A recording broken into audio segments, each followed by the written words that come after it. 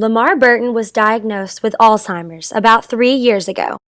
His wife Dolores Burton passed away 7 years ago due to the same disease. Their son Rick and his wife Angie made sure to keep Dolores at her home, and it was now time to do the same for Lamar, who they called Poppy. We had to make sure that somebody was always here with him. If we didn't have a sitter, if my son had a baseball game, one of us would have to stay here with Lamar. Before he was diagnosed with Alzheimer's, Lamar had to stay at a local life care center for rehab for his hip. After waking up almost every night to a call from one of the nurses saying Poppy was trying to escape, Rick and Angie knew that Poppy was unhappy there. Being here in our house, he was familiar with the surroundings, and he didn't try to escape. He knew he was at home with family. The Burtons are not alone. Many families endure the same struggle, and little are informed of the resources available to them right down the road.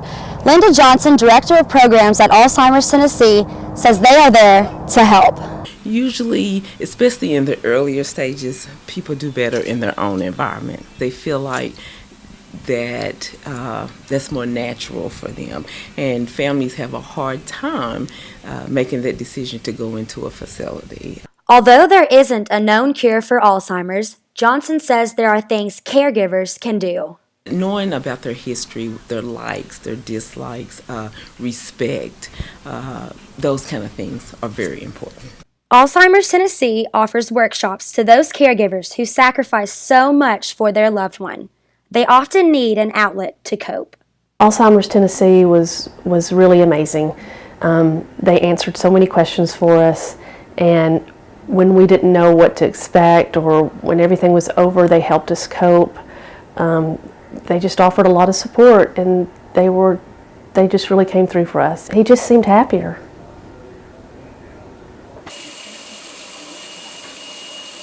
For UT Today, this is Haley Burton reporting. The group has been coming here every year since 1996, always on the weekend for the Georgia-Tennessee game. The clinic building isn't the only building they're moving. They're also moving the historic Ogle Cabin down the parkway, as well as donating it to the city.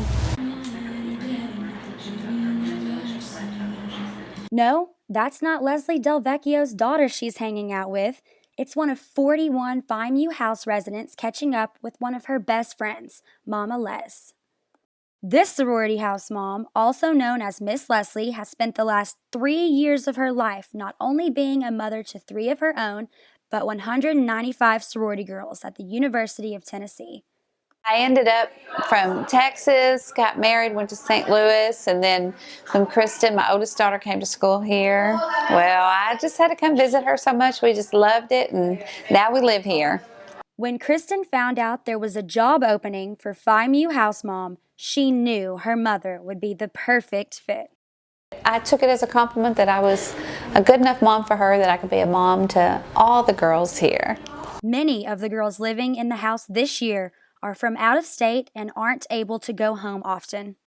Most of the time, I'm a pretty good stand-in when they are missing their own mom. Mama Les takes great pride in going above and beyond her normal duties as house mother to make sure her girls cherish their living experience in the house. I can tell you that it just warms my heart to see the girls that I lived with the first year that I was here. They're seniors now, and so they're going to be graduating next semester. And it just warms my heart to see them when they come in for meetings and talk to them. Although Mama Les said she never pictured herself being a sorority house mom someday, she embraces every minute of it. 3 of my own, 41 here, or really 195. The whole chapter is 195.